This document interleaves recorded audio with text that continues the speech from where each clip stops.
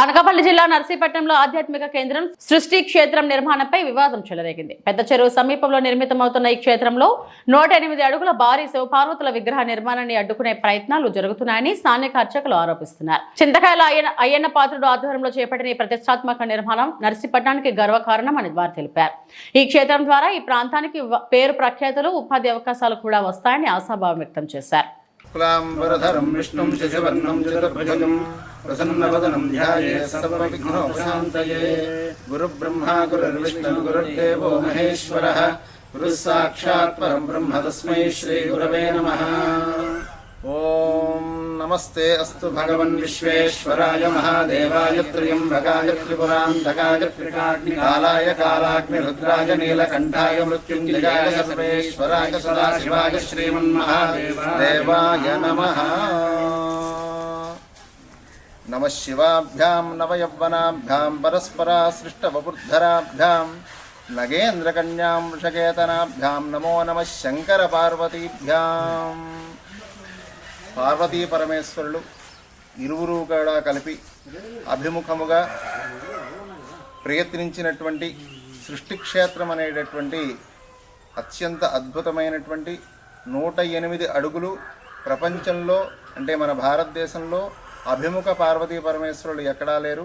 అటువంటి స్థితి మన నర్సీపట్నానికి కలుగుతోంది ఈ రోజున. అది పెద్దలు అయ్యనపాత్రుడు గారు, తర్వాత విజయబాబు గారు సంకల్పించి ప్రతిష్ఠింపజేయదలిచినటువంటి ఈ యొక్క సృష్టి క్షేత్రం అనేటటువంటి అత్యంత అద్భుతమైనటువంటి కార్యక్రమం మన భారతదేశంలో నర్సీపట్నంలో జరగడం మనందరికీ కూడా గర్వకారణం. పార్వతీ పరమేశ్వరులు వాళ్ళిద్దరూ కూడా వాగర్ధావివ సంపృక్తో వాగర్ధ ప్రతిపత్తయే జగతః పితరౌ వందే పార్వతీ పరమేశ్వరు. అంటే జగత్తి మొత్తానికి కూడా, ఈ ప్రపంచం మొత్తానికి కూడా తల్లిదండ్రులైనటువంటి పార్వతీ పరమేశ్వరుడు ఇరువురు కూడా అభిముఖముగా వారిరువురిని అంటే ఒకరిని ఒకరు చూసుకుంటూ ఉండేటటువంటి అద్భుతమైనటువంటి విగ్రహం ఈ ప్రాంతంలో అంటే మన నర్సీపట్నం ప్రాంతంలో రావడం అనేటటువంటిది మనందరికీ కూడా గర్వకారణం. ఇత పూర్వం మనకి చాలా రకాలైనటువంటి విగ్రహాలు ఉన్నాయి. మనకి హైదరాబాద్లో చూసుకున్నట్లయితే ట్యాంక్ బండి దగ్గర బుద్ధుడి విగ్రహం ఉంది. అదేవిధంగా మన కైలాసగిరిలో శివపార్వతులు ఇద్దరు కూడా ఉన్నారు. అలాగే చాలా ప్రదేశాల్లో మనకి ఈ విగ్రహాలన్నీ కూడా కనబడుతున్నాయి. అటువంటి విగ్రహాలని చూడడానికి అంటే మన గుజరాత్లో చూసినట్లయితే సర్దార్ వల్లభాయ్ పటేల్ విగ్రహం ఉంది. అలాంటి ప్రదేశంలో అంటే దాదాపుగా ఆ విగ్రహాల వలన ఆ ప్రదేశానికి పేరు వచ్చి అదంతా కూడా ఆ చుట్టుపక్కల ఉన్నటువంటి వాళ్ళందరికీ కూడా అనేక రకములైనటువంటి ఉపాధి కలగజేసేటటువంటి అవకాశాలు ఉన్నాయి. కాబట్టి అందరూ కూడా ఈ యొక్క కార్యక్రమంలో పాలు పంచుకుని స్వామివారి యొక్క అనుగ్రహం కోరి ఎటువంటి ఆటంకములు లేకుండా ఈ కార్యక్రమం సఫలం అవ్వాలని చెప్పి మనస్ఫూర్తిగా భగవంతుణ్ణి కోరుకుంటున్నాం. స్వస్తి. అయ్యా అందరికీ నమస్కారం అండి. నా పేరు కనిపిండి ఫణికుమార్ శర్మ, మాది నర్సీపట్నం గ్రామం.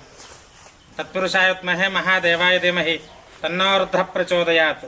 నర్సీపట్నం గ్రామంలోని మనము చాలా పుణ్యంగా పుట్టడం, చాలా పుణ్యకారంగా చేసుకున్న ఇది కనుక మన గ్రామంలో ఉన్నటువంటి పెద్ద చెరువులోని అయ్యన్న పాత్ర గారి ఆధ్వర్యంలోని, విజయబాబు గారి ఆధ్వర్యంలోని, రాజేష్ బాబు గారి ఆధ్వర్యంలోని సృష్టి క్షేత్రం అని నామకరణం చేసి 108 అడుగుల విగ్రహము, శివపార్వతుల విగ్రహము ఏర్పాటు చేస్తున్నారు. చాలా దివ్యమైన కార్యక్రమం ఇది. ఎందుకంటే మనకి ఇక్కడ ఉత్తరవాహిని నదీ తీరమున దక్షిణ కాశీగా పిలుచుకుంటున్నాము. 4 ఊర్లు వారు కూడా శివరాత్రికి వచ్చేసరికల్లా ఉత్తరవాహినికి వచ్చి స్నానం చేసి వెళ్ళేవారు. అలాగే దారమట్టము మరియు కళ్యాణపులావ కూడా వెళుతూ ఉంటారు. శివుడు క్షేత్రం అనేసరికల్లా శివుడు విగ్రహం లేదని ఇప్పటిదాకా నర్సీపట్నంలో ఉన్న పురోహితులందరూ కూడా చాలా బాధపడుతున్నారు. అలాంటి సమయంలోని సృష్టి క్షేత్రం కింద నర్సీపట్నం పెద్ద చెరువు వద్ద 108 అడుగులతోటి మన ప్రపంచంలో ఎక్కడా లేని విధంగా ఆ యొక్క దివ్యమూర్తుల విగ్రహము భయభ్రాంతులుగా రూపొందించడం జరుగుతుంది. కనుక ఈ యొక్క కార్యక్రమానికి అందరూ కూడా తన వంతు సహాయం చేయమని అడుగుతున్నారు. కాకపోతే అయ్యన్న పాత్ర గారు ఎవరిని కూడా సహాయం కోరలేదు. కనుక ఈ యొక్క కార్యక్రమానికి ఎవరూ కూడా అడ్డు చెప్పవద్దని, అలాగే శివుడికి ప్రతి ఒక్కరి ఇంట్లోంచి కూడా ఒక్కొక్క పువ్వు తెస్తే మాల కింద అవుతుందనే ఒక నిర్మాణంతో ఈ యొక్క కార్యక్రమం చేపట్టి ఉన్నారు. కనుక మేము కూడా మొన్న పేపర్లోని ఈ వాట్సాప్ యూట్యూబ్లో ఈ యొక్క కార్యక్రమాన్ని ఎవరో ఆపుతున్నారని మేము చూస్తున్నాము. కానీ ఎవరి పేరు అనేది మనం చెప్పట్లేదు. శివుడు జోలికి ఎవరు వచ్చినా సరే వారి యొక్క కుటుంబం కూడా అంతా కూడా ఎక్కడ ఇది ఉండదండి. ఎందుకంటే శివుడు లేనిదే ఎక్కడ కూడా ఏ కార్యక్రమం కూడా జరగదు. కనుక ఈ యొక్క కార్యక్రమానికి ఎవరో కూడా అడ్డు చెప్పొద్దని ప్రత్యేకించి నర్సీపట్నం గ్రామ పురోహితులందరం కూడా విన్నవుగా విధిగా చేతులను నమస్కారం చేసి అందరినీ కూడా ప్రాధాయపడుతూ అడుగుతున్నాము.